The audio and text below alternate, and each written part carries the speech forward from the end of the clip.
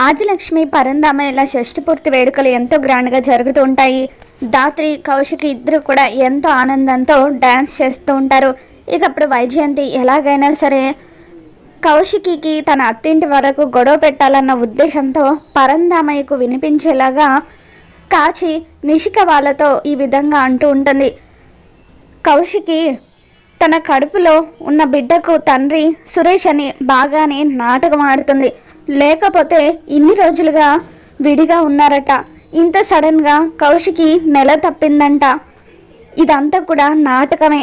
అసలు కౌశికి కడుపులో పెరుగుతున్న బిడ్డకు తండ్రి సురేషో లేదంటే మొన్న కౌశికిని రెండో పెళ్లి చేసుకుంటానని వచ్చాడు కదా వాడో ఎవరికి తెలుసు అని వైజయంతి పరంధామయ్యకు వినపడేలాగా మాట్లాడడంతో ఇక పరంధామయ్య కోపంగా డాన్స్ చేస్తున్న కౌశికి దగ్గరికి వచ్చి ఇక బాటిల్ని పగలగొట్టేస్తాడు. ఏమైంది మామయ్య అని చెప్పి కౌశికి అంటూ ఉంటే, వద్దు నన్ను ముట్టుకోవద్దు, ముందు నువ్వు నా ఇంట్లో నుండి బయటకు నడు అని చెప్పి అంటూ ఉంటారు.